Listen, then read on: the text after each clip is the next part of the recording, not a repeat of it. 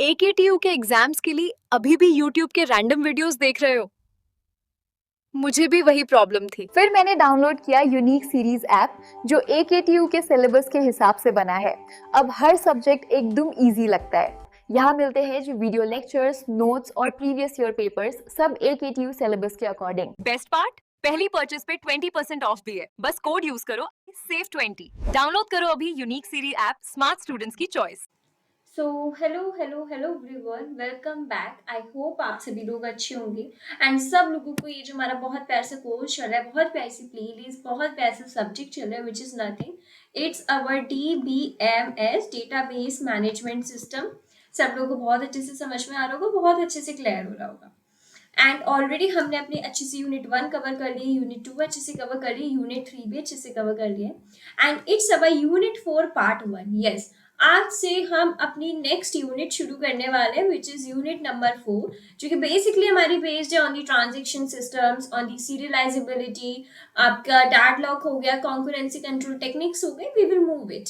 Okay, तो बहुत प्यारे से टॉपिक्स है, बहुत अच्छे से टॉपिक्स है। Before moving head, first let me introduce myself. This side Rashid आ गई। यहाँ पे मैं आपको डेटाबेस मैनेजमेंट सिस्टम पढ़ाने वाली हूँ, which is very very important subject as it is our third year subject. It's our placement subject.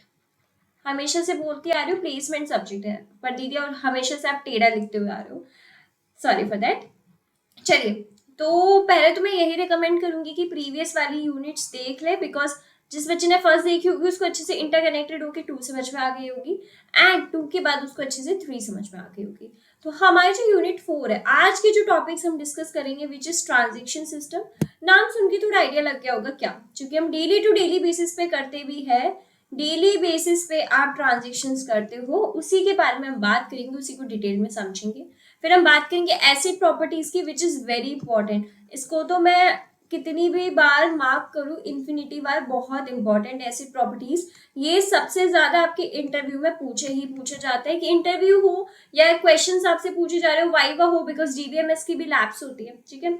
तो उसमें अगर वाइवा हो तो acid properties is must. First question जो होता है वो हमेशा ये होता है कि चलो पहले तो बता दो DBMS क्या है, जो पता है हम लोगों को। देन सेकंड क्वेश्चन होता है कि what are acid properties. Basically आप क्या समझते हो, बिकॉज एसिड प्रॉपर्टी जो है एक शॉर्ट फॉर्म है, इसकी फुल फॉर्म होती है आपकी एटॉमिसिटी, कंसिस्टेंसी, एटॉमिसिटी हो गया, कंसिस्टेंसी हो गया, आइसोलेशन एंड ड्यूरेबिलिटी।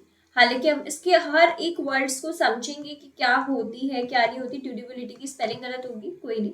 फिर हम बात करेंगे टेस्टिंग ऑफ सीरियलाइजेबिलिटी की, सीरियलाइजेबिलिटी क्या होती है, फिर उसकी हम टेस्टिंग समझेंगे। थोड़ा खराब सा कर दिया फ्रेंड, बट यस इंपॉर्टेंट है, तो वो अच्छे से हम समझेंगे। तो ये हमारे कुछ 3 टॉपिक्स होने वाले जो आज हम समझेंगे, बट यस इस टॉपिक के अंदर भी मल्टीपल चीजें होंगी, बिकॉज एक प्रॉपर पूरा टॉपिक है, बट मल्टीपल थिंग्स आ गया है।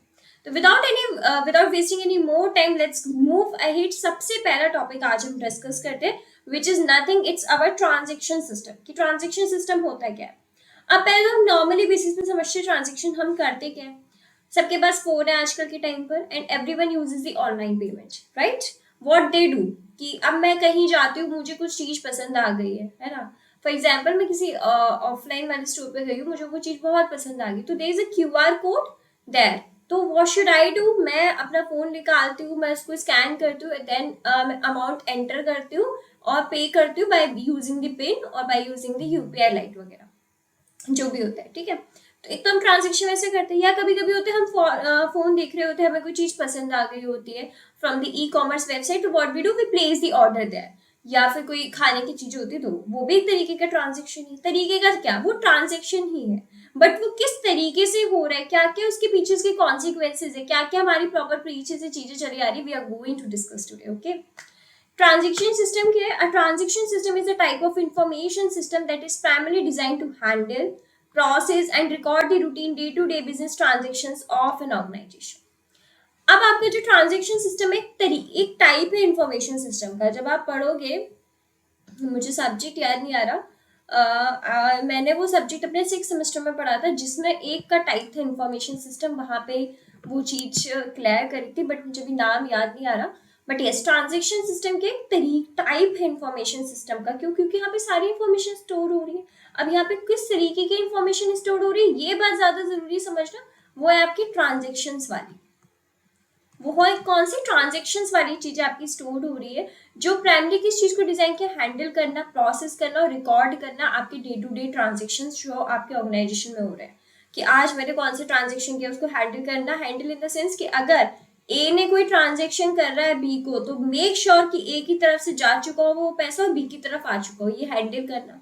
और ये प्रोसेस करना कि कैसे ये चीज होगी, और रूटीन बाय रूटीन इसको रिकॉर्ड भी करना है, क्योंकि आप देखोगे आपके पास एक हिस्ट्री होती है, ट्रांजेक्शन हिस्ट्री, जिससे पता चल जाता है कि अच्छा मैंने इस समय इस पर्सन को पे करा है, या मुझे इस समय इस पर्सन ने मुझे पे किया है।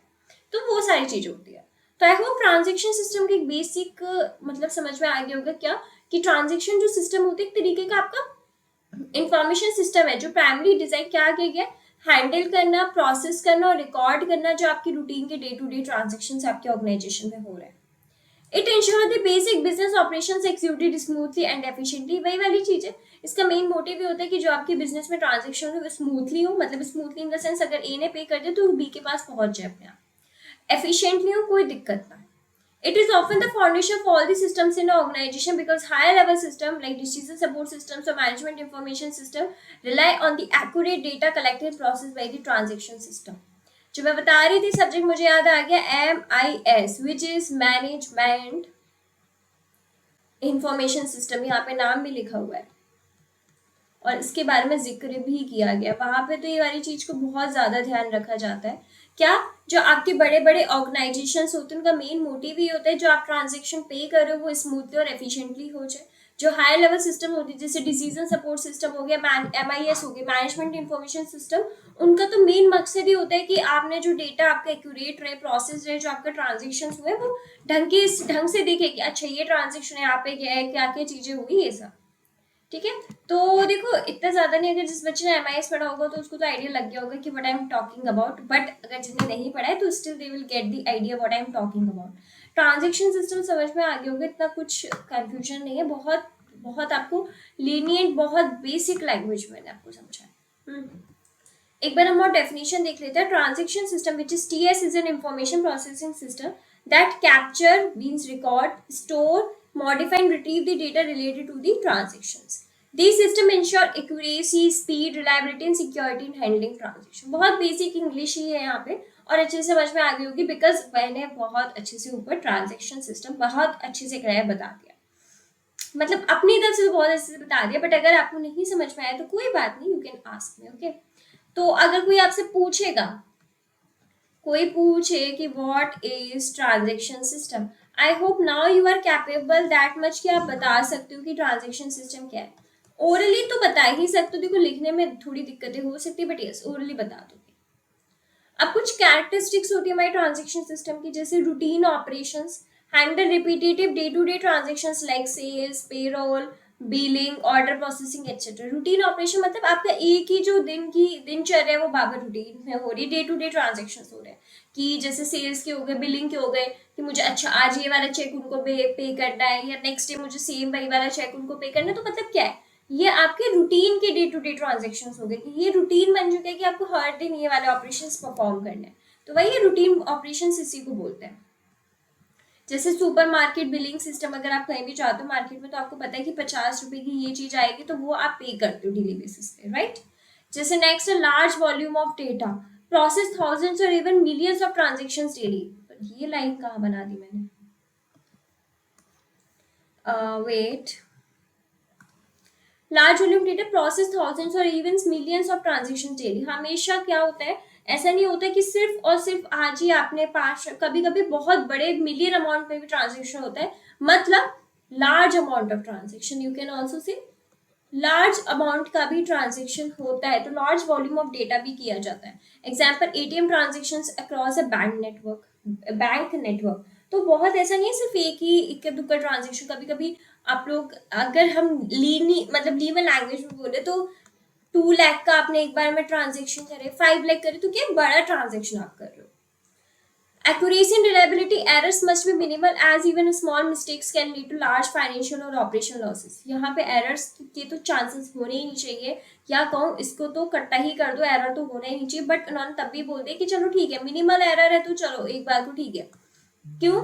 क्योंकि मिनिमल आपके एरर इसलिए क्योंकि आपकी एक छोटी सी मिस्टेक ना बहुत बड़ा फाइनेंशियल लॉस ला सकती है, ऑपरेशनल लॉस ला सकती है। क्योंकि यहाँ पे जो बात की जा रही है ना, वो किस बारे में बात की जा रही है, on the topic transactions, which is very very important. तो यहाँ पे पहली बात तो एरर होना ही नहीं चाहिए। अगर बाई चांस एरर हो रहा है तो वो ऐसे इतना बड़ा फाइनेंशियल लॉस करा दे, क्या पता ए जो है बी को पैसे भेज रहा है कितने का अमाउंट 5 लाख और नहीं पहुंचा तो उसके तो 5 लाख बर्बाद। बट हालांकि ऐसा नहीं होता, वो वैसे आ जाता है, बट स्टिल एरर नहीं होना चाहिए।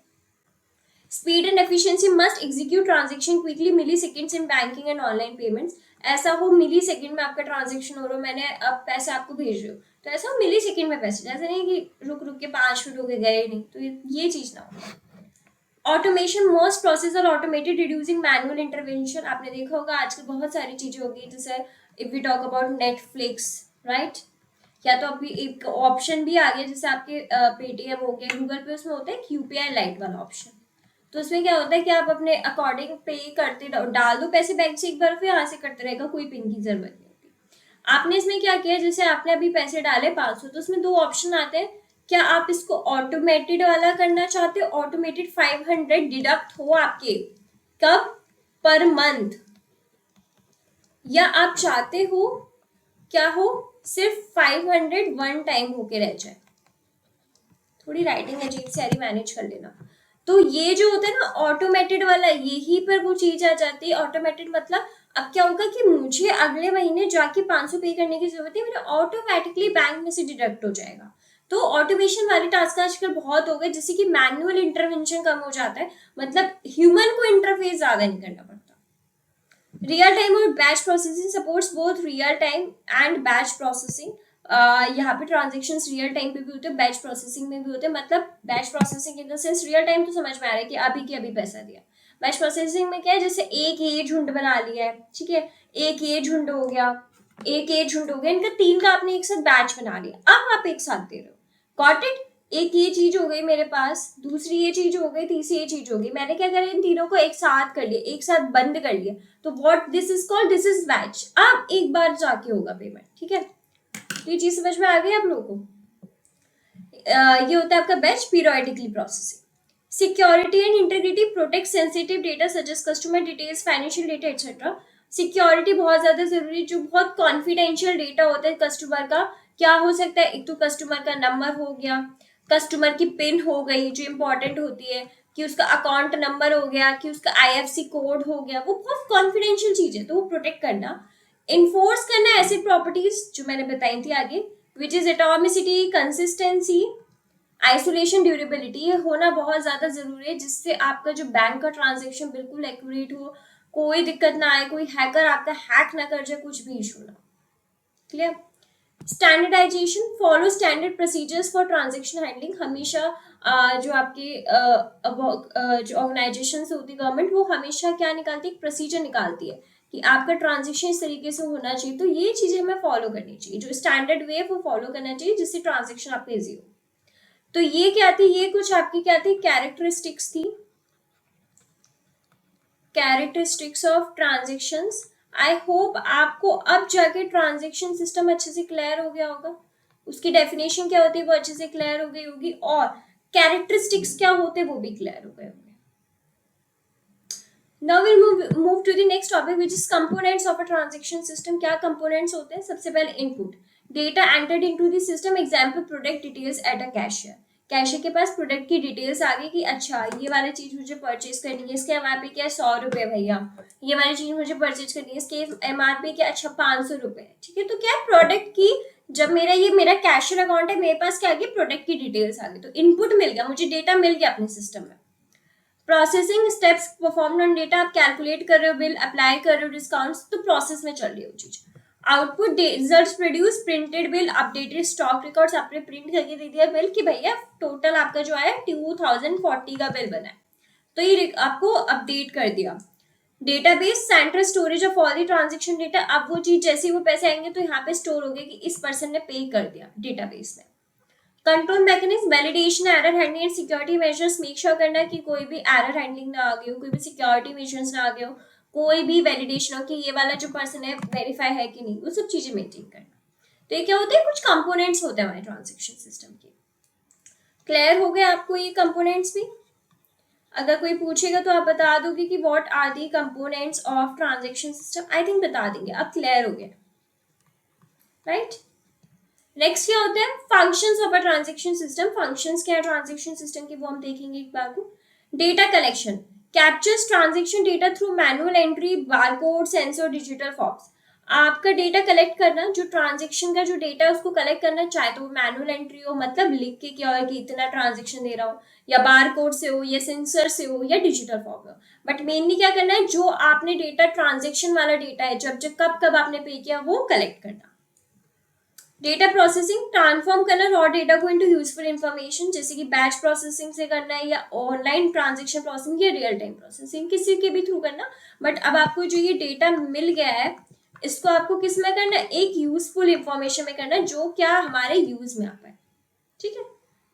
नेक्स्ट है data storage, stores transaction record for future reference and audits. अब जो ट्रांजैक्शन रिकॉर्ड्स उसको स्टोर करना है, जैसे फ्यूचर में कुछ भी दिक्कत ना है, फ्यूचर में बोल दें कि भाई साहब हमारी दुकान से सामान लेके तो गए ही नहीं, कब लेके गए, कहाँ है बिल, शो मी, वो चीज ना हो। Documentation produces reports, invoice and receipt, जो हम करते हैं जिससे फॉर प्रूफ रहता है। फ्यूचर का क्या रहता है? प्रूफ कि अच्छा आप हमारे शॉप से ये चीज परचेज करके लेके गए हो। Data retrieval provide easy access to historical transaction data. जब वो उसमें ऑर्डर आईडी लिखी होती कि वो सर्च करो तो आपकी पूरी डिटेल आ जाती पुरानी कि आपने ये आइटम्स परचेज करे थे, तो डेटा रिट्रीव हो गया। Integration interface with other system like inventory, HR, payroll and financial system, और के साथ भी करना जिससे कि और चीजें आपकी मैनुअली अपडेट होती रहे कि यस इस पर्सन ने ये किया, तो इंटीग्रेट भी करना। तो ये क्या है? ये आपके कुछ हमारे फंक्शंस है जो हमारा ट्रांजैक्शन सिस्टम परफॉर्म करता है। ये क्या है? Functions of transaction system.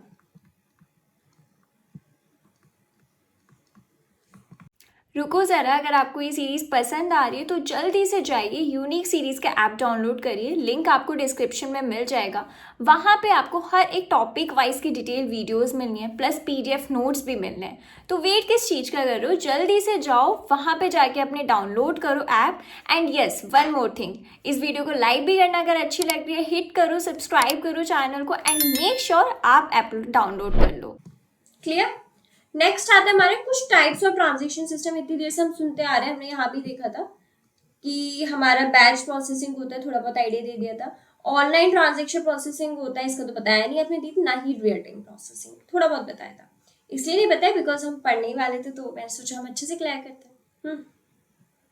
तो बैच प्रोसेसिंग सिस्टम क्या होता है? Transaction collect and process together at a schedule time. मैंने बताया ना, जैसे कि मेरे पास एक चीज ये है, मैंने एक ट्रांजैक्शन, फॉर एग्जांपल ये ट्रांजैक्शन है, मैंने एक ट्रांजैक्शन लिया, ये मेरा दूसरा ट्रांजैक्शन मैंने ले लिया, this is my third transaction. मैंने क्या करा, इन तीनों ट्रांजैक्शंस को एक बार में शेड्यूल कर दिया कि मैंने अभी कितने बज रहे हैं, अभी इट्स टाइम 5 o'clock, राइट?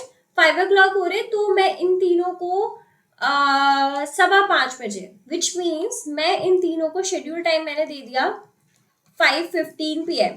आप ये वाला ट्रांजैक्शन प्रोसेस कर दोगे तो इनका टाइम है 5:15 PM, ठीक है? एक ही मैंने बैच बना दी, अभी 5:15 पे होंगे। अब बात आई सेकंड बैच बनाने की, तो व्हाट आई डू, मैंने एक ही आइटम ये ले लिया और बहुत सारे आइटम्स ले लिए, इसका शेड्यूल टाइम मैंने बोल दिया 5:30। पहला कौन सा जाएगा? ये जाएगा बिकॉज 5:15 एंड दूसरा मैंने बोल दिया 5:30। समझ में आ रहा है? तो मैंने क्या करा, चीजों को प्रोसेस्ड करवा रही हूँ। कुछ चीजें समझ में आ रही है या फिर दिमाग इन चीजों पे जा रहा है? चीजें समझो।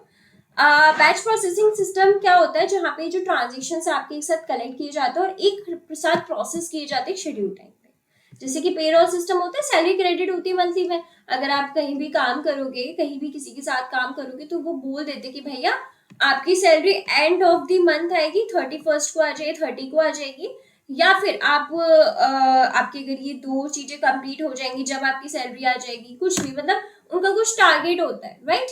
तो वही वाली सेम चीज है कि उन्होंने पेरोल सिस्टम बना दी कि या तो एंड ऑफ द मंथ आएगी या स्टार्टिंग ऑफ द मंथ आ जाए, कुछ भी आ जाए। जैसे हम लोग थे, इवन मैं हूँ, कभी कभी क्या होता है हॉस्टल में जब आप रहे होगे तो घर से पैसे मिलते, घर से पैसे मुझे हमेशा मिलते थे 1 तारीख को, तो मेरे पास सैलरी डिडक्ट हो गई, डिडक्ट नहीं, मेरे पास सैलरी क्रेडिट हो गई कि मुझे मिल गई, तो ये पेरोल सिस्टम हो गया। This is what is batch processing system. फिर नेक्स्ट मंथ मैं वेट करी कि कब मेरी 1 डेट आएगी, then I got the payment, तो वो क्या पेरोल सिस्टम चल रहा है। ये एग्जाम्पल किसके, बैच प्रोसेसिंग सिस्टम का। नेक्स्ट है real time processing system, each transaction process immediately, तुरंत हो रहा है, जैसे एटीएम की विड्रॉ, ऑनलाइन टिकट बुकिंग। मैंने बताया था ना, अब जैसे ये जो फोन होता है, हम क्या कर रहे हैं, फोन पे कुछ भी कर रहे हैं, मैंने कुछ ऑर्डर प्लेस करा, कि मैंने जैप्टो से करा, ब्लिंकिट से करा, इंस्टामार्ट, किसी से भी करा मैंने, तो तुरंत मैंने पैसे उसमें से डाले और डिडक्ट हो गए। तो ये क्या इंस्टेंट हुआ है, ये क्या हो गया मेरा, this is my real time processing, जो आप मोस्टली करते भी है, जो आपकी रियल लाइफ में होती है, रोजाना होती है, आई थिंक मल्टीपल 5 बार तो हो ही जाती होगी, ठीक है। और ये भी आप करते हैं, ये आपके पेरेंट्स करते होंगे, या फिर आपके मैनेजर होंगे, अगर आप वर्किंग होंगे, कोई भी हो, करते हैं ये वाली चीज भी हम। नेक्स्ट आता है हमारा ऑनलाइन ट्रांजेक्शन प्रोसेसिंग, जिसको हम OLTP भी बोलते हैं। Handle a large number of short online transaction simultaneously. क्या हो रहा है, हैंडल कर रहा होता है large number of short online transaction, मतलब 10 रुपए का है, फिर 15 रुपए का है, ये मतलब लंबी लाइन चलती चली जा रही है, और एक साथ ये ट्रांजेक्शन हो रहे हैं, एक साथ की, ये 2 सेकंड में होगा, फिर नेक्स्ट 2 सेकंड में, नेक्स्ट 2 सेकंड में। तो मतलब क्या, छोटे छोटे ट्रांजेक्शन हो रहे हैं, कि 5 रुपए का हो रहा है, 10 रुपए का हो रहा है, 15 रुपए का हो रहा है, बट ट्रांजेक्शन हो रहा है, पर एक साथ चले आ रहे हैं। तो इसको कौन समझता है, संभालता है, OLTP, which is online transaction processing. Clear. जैसे हमारे ई कॉमर्स सिस्टम्स हो गए, बैंकिंग ऐप हो गई, बहुत इजी है। आई होप समझ में आ गए होंगे कि what are the types of transaction processing system. Clear हुआ कि नहीं हुआ, बहुत इजी समझ में आ गया होगा। Types of transaction processing system. Next example देखते हैं कुछ ट्रांजेक्शन सिस्टम के, जैसे बैंकिंग सिस्टम है, ऑनलाइन फंड ट्रांसफर होते हैं, एटीएम विड्रॉल्स है। ई कॉमर्स में से ऑर्डर प्लेसमेंट हुआ, पेमेंट हुआ, डिलीवरी ट्रैकिंग हुई। एयरलाइन रिजर्वेशन में ticket booking, cancellation. Retail billing में supermarket checkout counters. Hospital management, patient registers, billing appointments. ये दीज आर द एग्जांपल्स जो बहुत कॉमन है, आपको समझ आ जाएंगे, इवन मैंने इसमें से दिए भी हैं। तो ये क्या है, ये आपके हो गए examples of transaction system. Clear ही चीजें, कोई डाउट तो नहीं है।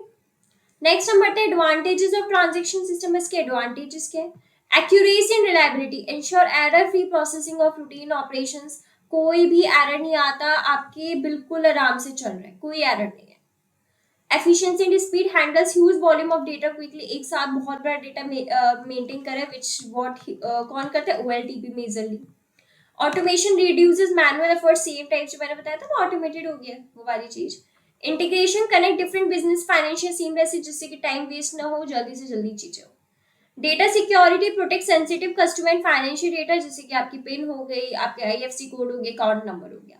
Supports for decision making, provides accurate up to data to MIS and DSS, so that ये मॉडल क्या करे, अपने पास डेटा रख पाए और फ्यूचर में अगर कोई ऐसी चीज दिखाई दे तो बहुत जल्दी रिएक्ट कर पाए। तो ये क्या ये हमारे कुछ एडवांटेजेस है, थोड़ी चीजें आपको याद करने वाली बट बहुत आसान है। Advantages of transaction system. Clear. Next बढ़ते हैं, what are the limitations of transaction system. जब हमने एडवांटेजेस पढ़ी तो डिसएडवांटेज भी पढ़ने चाहिए कि नहीं। तो अब हम कुछ बात करेंगे लिमिटेशंस ऑफ ट्रांजेक्शन सिस्टम की। फर्स्ट है हाई कॉस्ट ऑफ इम्प्लीमेंटेशन। अब जो इसका सबसे पहला है वो ये कि उसकी कॉस्ट जो होती है इम्प्लीमेंटेशन की बहुत ज्यादा हाई है, because requires investment in hardware, software and skilled staff.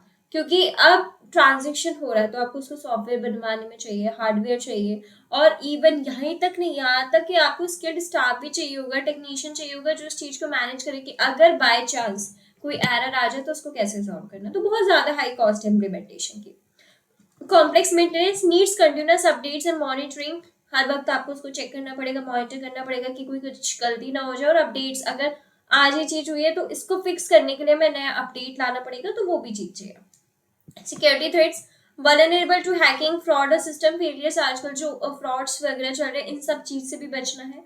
Limited scope, mainly supports operational level decisions not strategic, बहुत नॉर्मल से ऑपरेशन वाले डिसीजंस को ही सपोर्ट करता है ये।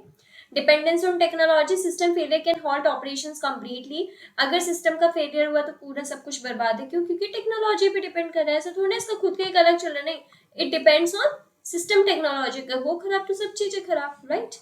अब इसकी इंपॉर्टेंस क्या है ट्रांजेक्शन सिस्टम की, हम वो देख लेते हैं, बट पहले पैन का कलर हम दूसरा चेंज कर लेते हैं। चलो आज ब्लैक करते हैं। इंपॉर्टेंस क्या, act as a backbone of an organization IT infrastructure. अब हमें पता है कि आईटी इंफ्रास्ट्रक्चर में कुछ भी चीजें हो, पेमेंट होना तो कंपल्सरी है, राइट। तो ये क्या उसके बैकबोन है, ठीक है। Ensures smooth daily operations in customer satisfaction. Daily operations मतलब भाई पेमेंट होना और कस्टमर का सेटिस्फेक्शन रहता है कि यस मुझे जो ए से बी तक पैसे पहुंचाने थे वो इंश्योर सेफली पहुंच चुके। provides reliable and accurate data for analysis, audits and decision making। Proper reliable और एक्यूरेट डेटा देना कि अच्छा ये डेटा हमारा एनालाइज करने के बाद अच्छा ये सारी चीजें हमारी ठीक है, जिससे कि आपका डिसीजन मेकिंग बहुत आसानी से हो पाए। Essential for scalability as modern business handle millions of transactions daily. बहुत स्कैलेबल है क्योंकि जो बड़े बड़े बिजनेस है वो बहुत सारे ट्रांजेक्शन हमें डेली करने होते हैं, तो उस चीज के लिए ट्रांजेक्शन सिस्टम होना बहुत बहुत ज्यादा जरूरी है। तो आई होप आपको इम्पोर्टेंस ऑफ ट्रांजेक्शन सिस्टम भी समझ में आ गया होगा, कोई डाउट नहीं होगा। बहुत छोटे छोटे से टॉपिक से थोड़ा देखो याद करने का थोड़ा समझदारी वाली चीज है। तो importance of transaction system clear हो गया होगा and same with the limitations of transaction system भी आपका क्लियर हो गया होगा, कोई डाउट नहीं होगा। आई होप मैं मान के चल रही हूँ, बट यस अगर आपको कोई भी डाउट है तो feel free to ask me in the comment section और यू कैन आस्क मी, कहीं भी आप पूछ सकते हो, ठीक है। तो यस ये चीजें हमारी कवर अप हो चुकी है, कोई डाउट नहीं होगा। अब जो नेक्स्ट टॉपिक आता है which is asset properties, core guarantee, बहुत बहुत ज्यादा इंपॉर्टेंट है। अब देखो एसेट प्रॉपर्टी की सबसे पहले हम फुल फॉर्म की बात करेंगे, ये मैं अलग अलग लिख ले रही हूँ, हम फुल फॉर्म की बात करेंगे।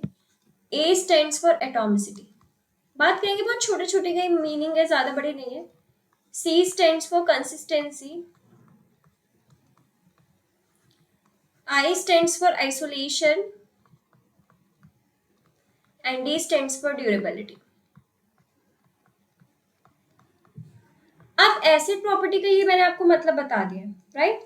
ये मैंने एसिड प्रॉपर्टी बता दी कि A stands for atomicity, C stands for consistency, I stands for isolation and D stands for durability। अब इसका मतलब क्या है वो अब हम देखते हैं। Atomicity the transaction is all और नथिंग, ये समझो। एटॉमिसिटी क्या बोलते हैं, या तो ट्रांजेक्शन होगा या कुछ नहीं होगा। For example this is my phone, what I do, मैंने किसी को ट्रांजेक्ट करा, या तो ट्रांजेक्शन पूरा जाएगा या ट्रांजेक्शन पूरा नहीं जाएगा। मतलब ए है बी है, ए ने बी को पैसे भेजे, या तो ट्रांजेक्शन पूरे जाना है या फिर जाना ही नहीं है। दो ऑप्शन है, या तो जाओ तो ट्रू करके आओ, नहीं जाओ तो फॉल्स करके आओ। सेम मैकेनिज्म क्या है, logging undo two phase commit for distributed transactions, ठीक है। उसने बोल दिया दो फेज के उसमें होते हैं क्योंकि दो जने होते हैं, बट हाँ अगर नहीं हो रहा है तो ठीक है, अगर हो गया तो बहुत अच्छी बात है। क्लियर, एटॉमिसिटी क्लियर हो गया, बहुत बेसिक से समझ आ गया होगा। Consistency, transactions move the database from one valid state to another, preventing constraints, integrity, rules, triggers। Note, consistency depends on correct application logic plus DB constant, DBMS enforce same constraints। अब consistency क्या होती है, अब आपका जो transaction है अगर उसको एक स्टेट से दूसरे स्टेट लाया जा रहा है, मतलब ए से बी को लाया जा रहा है, एक स्टेट चेंज हो रही है, तो ये चीज हमेशा ध्यान रखना, जो आपने कॉन्स्टेंट्स बताए थे कि आपका ये चीज नल नहीं होनी चाहिए, यहाँ पे ये चीज होनी चाहिए, जो भी रूल्स आपने बताए थे वो प्रिजर्व रहे, वो डिस्टर्ब ना हो। अगर एक भी स्टेट में चेंज हो रहा है, मतलब ए से ट्रांजेक्शन बी को जा रहा है, तो मेक श्योर जब जा रहा हो तो बी के जो आपने कॉन्स्टेंट्स रखे थे, जो आपने बी के रूल्स एंड रेगुलेशंस बताए थे और जो ए के रूल्स एंड रेगुलेशंस है वो प्रिजर्व्ड है, कोई चेंज नहीं हुआ है। This is exactly consistency is, क्योंकि कंसिस्टेंसी किस पे डिपेंड करती है, आपका करेक्ट एक तो एप्लीकेशन का लॉजिक होना चाहिए और डीबी के कॉन्स्टेंट्स मतलब वही रूल्स एंड रेगुलेशंस पे जब भी आपके कुछ कंस्ट्रेंट्स होते हैं। तो कंसिस्टेंसी यही बोल रही है कि भैया आप ए हो बी हो, अगर ट्रांजेक्शन मेरा जा रहा है तो जो मेरे कंसिस्टेंसी कंस्ट्रेंट्स है वो प्रिजर्व्ड है, वो डिस्टर्ब ना हो। क्लियर।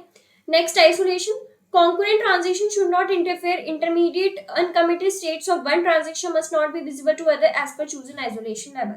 मतलब अगर आपके एक साथ बहुत सारे ट्रांजेक्शन हो रहे हैं, मतलब ये ए है ये बी है, ए भी ट्रांजेक्शन दे रहा है सी को, बी भी ट्रांजेक्शन दे रहा है सी को, एक समय पे हो रहा है, बट ए का ट्रांजेक्शन नहीं हुआ बी का हो गया, तो ये वाली चीज बी को दिखनी नहीं चाहिए या सी को नहीं दिखनी चाहिए कि ए ने जो ट्रांजेक्शन किया तो उसका फेल हो गया। आपने बहुत बार देखा होगा, कभी कभी क्या होता है due to some network issue या फिर आपको एक बार चेक करना होता है, आप क्या करते हो पेमेंट से पहले बैक कर जाते हो, राइट।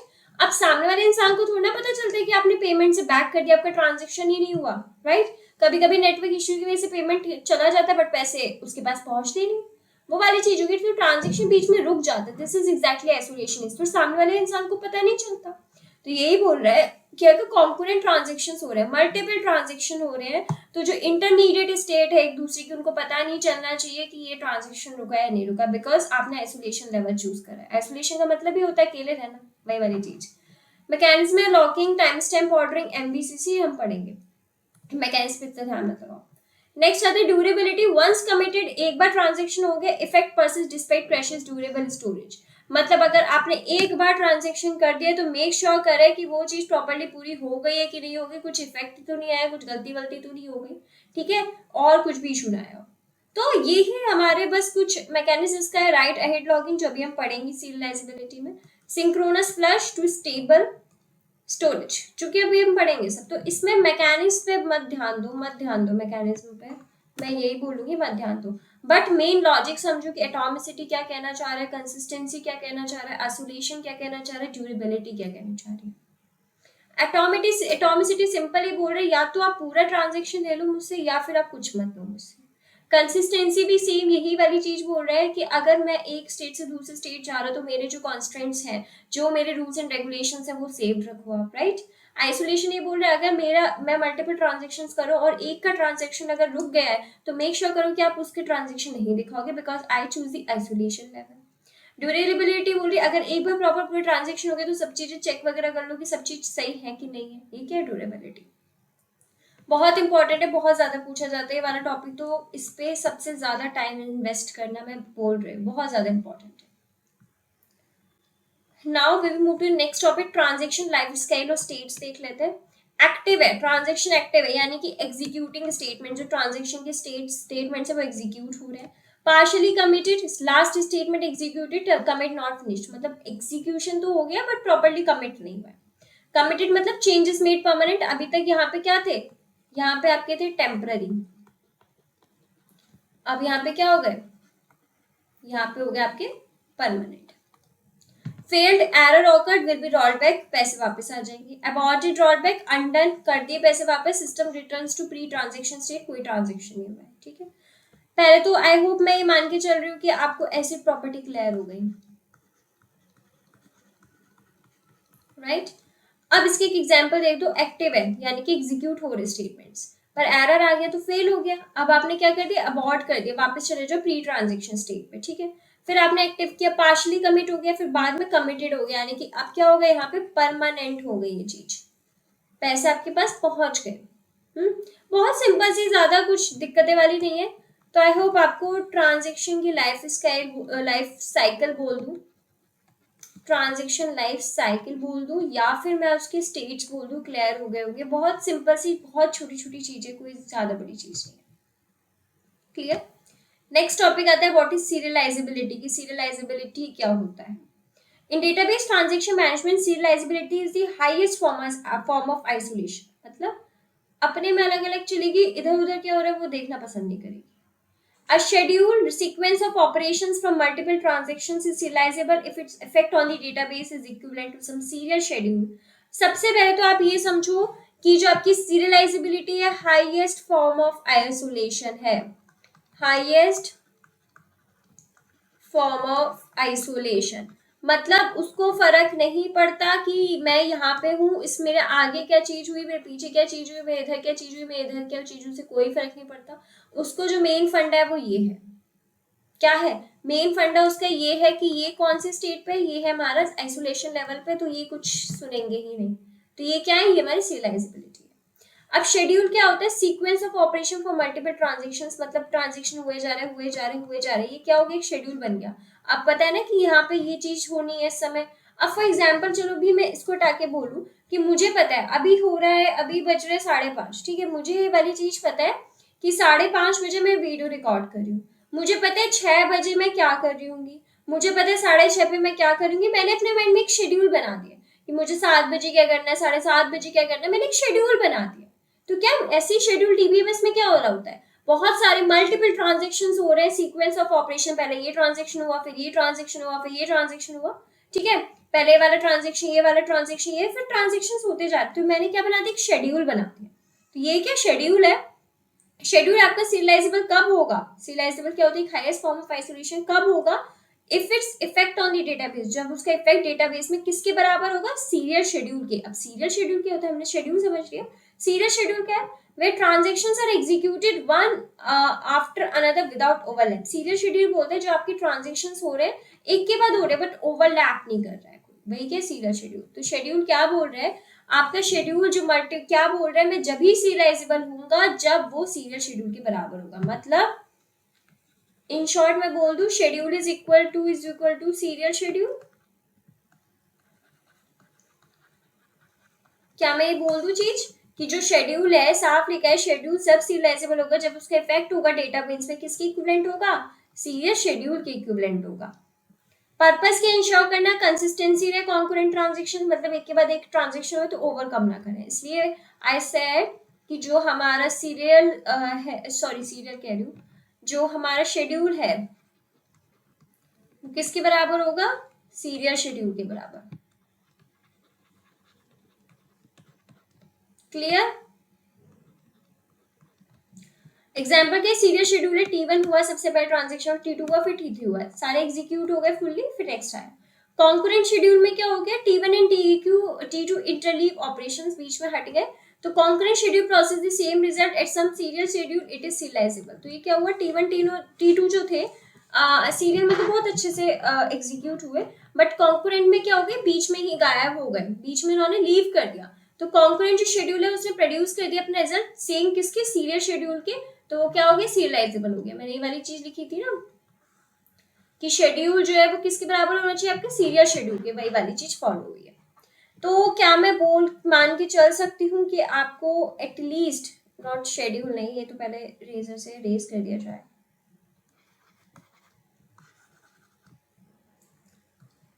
क्या मैं मान के चल सकती हूँ कि हमें सीरियलाइजेबिलिटी समझ आ गई है कि होती क्या है।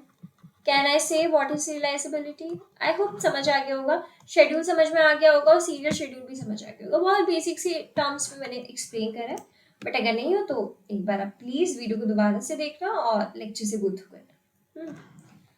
Why test serializability, to check if concurrent execution transactions maintain database consistency, जो एक के बाद ट्रांजेक्शन हो रहे हैं वो डेटाबेस की कंसिस्टेंट हो भी रहे कि नहीं, ऐसा तो नहीं कोई ओवरलैप कर रहा हो, वो चेक करना। प्रिवेंट करना conflict, dirty reads, lost updates, uncommitted data problems, कि आपने अपडेट्स को लूज कर दिया, कि कोई डेटा था जो प्लान नहीं था वो आ गया, तो कुछ एरर्स वगैरह है ना वो भी देखना। इंश्योर करना correctness without forcing all your schedules to be purely serial which reduces performance. Make sure करना कि सारे शेड्यूल्स को आप सीरियल तो नहीं बोल सकते हो, सीरियल शेड्यूल बने, बट हाँ कोई भी गलत शेड्यूल फॉलो ना हो, वो चीज देखना। तो वही है कि आपकी जो मल्टीपल ट्रांजेक्शन्स होते जा रहे हैं, मेक श्योर करना कि ट्रांजेक्शन स्मूथ हो रहे हो, एफिशिएंट हो रहे हो, ओवरलैप ना कर रहे हो, वही मेन मकसद है। तो आई होप समझ में आ गया ये वाला भी topic, why test serializability, I hope clear हो गया होगा। नेक्स्ट आता है टाइप्स ऑफ सीरियलाइजेबिलिटी, इसकी भी टाइप्स हैं। फर्स्ट आता है conflict serializability based on conflicting operations. कौन कौन से होते हैं कि read write, write read, write write और रीड रीड, कुछ कॉन्फ्लिक्ट ऑपरेशंस होते हैं, उसी को हमने नाम दे दिया conflicting serializability. Easier to test, आसानी से आप टेस्ट कर सकते हो। अब व्यू सीरियलाइजेबिलिटी क्या होता है, बेस्ड ऑन व्यूज इफेक्ट्स, उस पे क्या था, कुछ कॉन्करेंसी थी, कुछ हमारे कॉन्फ्लिक्ट थे, तो हमने वो कॉन्फ्लिक्ट के बेस पे देख लिया। बट यहाँ पे व्यू सीरियलाइजेबिलिटी मतलब व्यू देख कर करना, इफेक्ट देखना, बहुत जनरल होते हैं बट हार्ड होते हैं इनको टेस्ट करना। In practice conflict serialisability mostly use for testing, क्यों, क्योंकि आपको सिर्फ अपने वहां पे कॉन्फ्लिक्ट रिजॉल्व करने, बट यहाँ पे आपको चेक करना पड़ेगा और हार्डर भी है टेस्ट करने को। तो हम तो वही चीज प्रेफर करेंगे ना which is easy to test, तो हम तो वही चीज देखेंगे। आई होप टॉपिक क्लियर हो गया होगा, टाइप्स ऑफ सीरियलाइजेबिलिटी, चीजें क्लियर हो गई होगी। नेक्स्ट बढ़ते हैं टेस्टिंग फॉर कॉन्फ्लिक्ट सीरियलाइजेबिलिटी। हम सबसे पहले कॉन्फ्लिक्ट सीरियलाइजेबिलिटी का टेस्ट देख लेते हैं कि होता कैसे, right. To check if a schedule is conflict serializable, we use a precedence graph which we also call serialization graph। हमें चेक करने के अगर हमारा जो serializable है वो कॉन्फ्लिक्ट है या नहीं। अब इसमें क्या होता है, आपके कॉन्फ्लिक्ट इशूज होते हैं। अब जैसे आपका हो सकता है रीड रीड हो, रीड राइट हो, राइट रीड हो या फिर राइट राइट हो, these are your conflict issues. अब इस चीज के लिए हम क्या यूज करते हैं, प्रेसिडेंस ग्राफ, जिसको हम क्या बोलते हैं, सीरियलाइजेशन ग्राफ। अब इसको चेक कैसे करना है, कुछ स्टेप्स होते हैं। फर्स्ट आइडेंटिफाई ट्रांजेक्शन, सारे के सारे ट्रांजेक्शन आप शेड्यूल में लिख लो। अब आपको शेड्यूल पता है कैसे करना है, वो आपको पता है। फिर अब कॉन्फ्लिक्ट्स फाइंड आउट करो, look for pairs of conflicting operation, जैसे read write, write read, write write conflict, not read read conflict, ये 3 कॉन्फ्लिक्ट। अब उसका प्रेसिडेंस ग्राफ बनाओ। हर एक ट्रांजेक्शन की एक नोड होगी। नोड क्या होता है, this one is your node. हर जैसे भी एक ट्रांजेक्शन हुआ, एक ट्रांजेक्शन हुआ, नोड बना लो। मैं आपको बना के दिखा दे रही हूँ फॉर एग्जाम्पल के तौर पे, ठीक है, एग्जाम्पल के तौर पे। अब ये क्या है, डी आपका ये क्या हो गई, नोड है। ये क्या, एक ट्रांजेक्शन हो गया। सेम सी एक नोड है, ये क्या है, ट्रांजेक्शन है एक। ऐसे इसका एक प्रेसिडेंस ग्राफ बना लो। If ti is operation conflict to tj and appears early, draw tj to ti to tj। अगर आपका एक ti ऑपरेशन है जो कॉन्फ्लिक्ट करे tj से, मतलब एक ये है, एक ये इससे कॉन्फ्लिक्ट करे, तो कैसे शो करो कि आपका जो a है इसके बाद ही आया, एरो से शो कर दो तो पता चल जाएगा अच्छा इसके बाद आया। चेक करो साइकिल, अगर ग्राफ में कोई साइकिल नहीं है तो वो कॉन्फ्लिक्ट सीरियलाइजेबल है, अगर साइकिल है तो सीरियलाइजेबल नहीं है। जैसे अब देखो इसमें क्या होगी, साइकिल बन रही है, तो ये कैसा ग्राफ हो गया, ये हो गया आपका सीरियलाइजेबल, क्योंकि कॉन्फ्लिक्ट सीरियलाइजेबल कब होता है, जब कोई साइकिल ना हो। ओके, अब एग्जांपल के तौर पे हम अच्छे से समझ लेते हैं। जैसे आपके पास 2 ट्रांजेक्शंस हैं, रीड राइट और रीड राइट वाले। अब कॉन्फ्लिक्ट क्या हमारा, अब हमें ट्रांजेक्शंस पता है कॉन्फ्लिक्ट करने। जो T1 है वो W है conflicts with T2 RA and W। जो T1 है आपका लास्ट में राइट वाला ऑपरेशन हुआ है, तो जस्ट उसके T2 के पहले ये कॉन्फ्लिक्ट है। अगर हम प्रेसिडेंस ग्राफ ड्रॉ करेंगे, हम सबसे पहले बताएंगे कि T1 से T2 आया, फिर T2 से T1, क्योंकि ये T1 है ये T2 है, पहले T1 से T2 गया, फिर T2 से T1 आ रहा है, तो एक साइकिल फॉर्म हो रही है। अब हमें पता है कि साइकिल फॉर्म हो रही है तो क्या है, वो नॉट सीरियलाइजेबल है। तो रिजल्ट क्या आ जाएगा, नॉट सीरियलाइजेबल। ये तो हमने देखी है किसके एग्जाम्पल, नॉट सीरियलाइजेबल। अब एक एग्जाम्पल हम वो देख लेते हैं जिसमें सीरियलाइजेबल है, तो क्लियर हो जाएगा। जैसे आपके 2 ट्रांजेक्शन है, कोई कॉन्फ्लिक्ट नहीं है, क्यों, इनका एक ए ही स्टेट है और इनकी बी स्टेट है, क्योंकि यहाँ पे क्या हो रहा था, दोनों की ए हो रहा था, ये ए सारे ए में ही थे, तो कॉन्फ्लिक्ट्स तो हो रहे थे, लौट के ए पे आ रहा था। बट यहाँ पे क्या है, ए से गया बी पे खत्म, कोई कॉन्फ्लिक्ट ही नहीं है, कोई ग्राफ में कोई साइकिल ही नहीं बन रहेगी, तो ये क्या हो गया आपका, सीरियलाइजेबल हो गया। क्लियर, समझ में आया। नेक्स्ट आता है हम इसको टेस्टिंग कैसे करेंगे, व्यू सीरियलाइजेबिलिटी की। अभी हमने देखी किसकी, कॉन्फ्लिक्ट सीरियलाइजेबिलिटी, तो हमें पता है कॉन्फ्लिक्ट्स आ गए। अब व्यू सीरियलाइजेबिलिटी क्या करते हैं, सिर्फ व्यूज के थ्रू देख ही सकते हैं, तो वो कैसे टेस्ट करेंगे। 2 शेड्यूल्स है व्यू इक्विवेलेंट इफ, अगर आपके 2 शेड्यूल है, अगर वो आपको इक्विवेलेंट कब लगेंगे, initial read, transaction read the same initial value, एक साथ इनिशियल वैल्यू सबकी रीड करेगा, मतलब ये दोनों सेम होंगे आपके। Read from condition, if Ti reads a value by Tj in one schedule, same happens in another। अगर एक बार Ti ने Tj का पढ़ा तो दूसरे में भी सेम होगा। Final write, the final write on a data item is by the same transaction in both schedules। जिन्होंने ये दोनों शेड्यूल में वही आपका राइट करेंगे। अगर आपका रीड में भी ये हो रहा है तो राइट भी यही करेंगे। अगर ये चीजें हैं तीनों की तीनों, तब आप बोलोगे क्या है, व्यू सीरियलाइजेबल है। क्या है ये, व्यू सीरियलाइजेबल। अब खुद सोचो, पढ़ने में ही हमें इतना टफ लग रहा है तो इंप्लीमेंट करने में कितना ज्यादा टफ होगा। That's why we prefer conflict serializable. A schedule is view serializable if it's view equivalent to some serial schedule. Note all conflict serializable schedules are also view serializable but not vice versa. देखो ये क्या होता है, जो आपके conflict serialisable होते हैं, conflict serialisable होते हैं, वो आपके क्या हो सकते हैं, वो आपके व्यू सीरियलाइजेबल तो हो सकते हैं सारे के सारे, बट व्यू सीरियलाइजेबल आपके कॉन्फ्लिक्ट सीरियलाइजेबल हो ये श्योरिटी नहीं है। क्लियर। नेक्स्ट आता है लिमिटेशंस ऑफ टेस्टिंग। अब इसकी लिमिटेशंस क्या है, कॉन्फ्लिक्ट सीरियलाइजेबल इजी होता है, आप प्रेडिक्ट कर सकते हो, ग्राफ से मैंने आपको बताया। व्यू सीरियलाइजेबल हार्ड होता है comparatively. Database mostly conflict serializable पे इसलिए ही बनाए जाते हैं। इंपॉर्टेंस क्या है, ensures correctness of concurrent execution, हमें पता चल जाता है कि कौन कौन से ट्रांजेक्शंस कैसे एग्जीक्यूट हो रहे हैं। गारंटी होती है कंसिस्टेंसी एंड आइसोलेशन इन ऐसी प्रॉपर्टीज, आपको ऐसी प्रॉपर्टीज प्रॉपर्ली गारंटी मिल जाती है, प्रॉपर्ली फॉलो हो रही है। Helps DBMS optimize concurrency by avoiding anomalies. जो आपका डीबीएमएस है वो कॉन्करेंसी को ऑप्टिमाइज कर रहा होता है, कोई एनॉमलीज नहीं होती। कौन कौन सी, ना तो आपके पास अपडेशन एनॉमली होती है, ना आपके पास इंसर्शन होगी, राइट, ना आपके पास डिलीशन होगी, कोई भी आपके पास एनॉमली नहीं होती है। आई होप चीज क्लियर हो गई होगी। हमने आज जो पढ़ा, हमने ट्रांजैक्शन सिस्टम के बारे में पढ़ा, क्लियर हो गया होगा। देखो थोड़ा सा टफ लग सकता है, वीडियो लेंथी हो सकती है, बट फिर से एक बार आप देख लेना। नेक्स्ट हमने पढ़ा अपने एसिड प्रॉपर्टीज के बारे में, जो बहुत अच्छे से आई होप क्लियर हो गई होगी। नेक्स्ट फिर हमने पढ़ा सीरियलाइजेबिलिटी के बारे में, राइट। ये हमने 3 टॉपिक्स पढ़े। आई होप आज के लेक्चर में क्लियर हो गए होंगे, कोई भी डाउट नहीं होगा। अगर कोई डाउट है प्लीज एक बार वीडियो को गो थ्रू करो दोबारा। स्टिल डाउट है तो आप मुझसे आराम से कमेंट्स में पूछ सकते हो। क्लियर।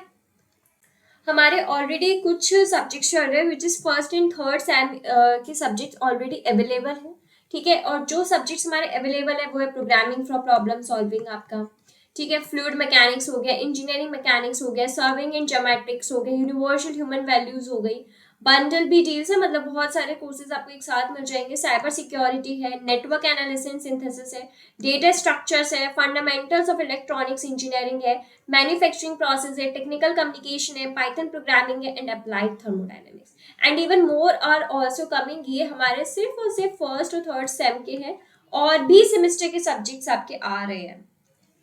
5th सेमेस्टर के भी सब्जेक्ट्स अवेलेबल है, which is Jio technical engineering, structure analysis, quantity estimation, construction management, concrete technology, constitution of India, essence of Indian traditional knowledge, heat and mass transfer, machine design, engineering hydrology, bundle deals are also available there, power system, database management system, modern construction materials and even more are also coming। and ये जो सारे ना आपको apps पे मिल जाएंगे सारे के सारे courses।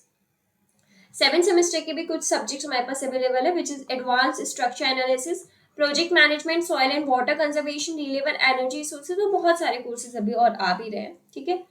तो yes, this is all for today. I hope आपको आज के लेक्चर पसंद आया होगा। आज के लेक्चर में मैं काफी अच्छी इंटरेस्टिंग चीजें पढ़ी, हमने बहुत डिटेल में पढ़ा ट्रांजैक्शन सिस्टम क्या होता है, काफी डिटेल में पढ़ लिया। आई थिंक अब आपको कोई भी डाउट नहीं होगा अगर कोई भी आपसे पूछेगा। देन हमने बहुत आराम से डिटेल में पढ़ी अपनी एसिड प्रॉपर्टीज, बहुत ज्यादा डिटेल में सारी चीजें क्लियर हो गई होंगे आई होप। फिर हमने अपनी पढ़ी थी सीरियलाइजेबिलिटी की, टेस्टिंग जो होती है सीरियलाइजेबिलिटी की क्यों है, कैसे क्या है, सारी चीजें की क्लियर हो गई होगी, कोई भी डाउट नहीं होगा, मैं मान के चल रही हूँ। बट अगर स्टिल डाउट है आप मुझसे आराम से पूछ सकते हो, सारी चीजें क्लियर कर सकते हो। एक बार पहले वीडियो को गो थ्रू करो, ठीक है। कोई चीज अगर स्टिल समझ में नहीं आ रही then feel free to ask me in the comments, ठीक है। तो yes, this is all for today. मिलते हैं नेक्स्ट लेक्चर में, जहाँ पे हम बहुत अलग अलग और टॉपिक्स पे हमें बात करेंगे, ट्राई करेंगे कि हम यूनिट 4 जल्द से जल्द कवर करें। तो this is all for today, मिलते हैं नेक्स्ट लेक्चर में। Till then keep learning and keep exploring.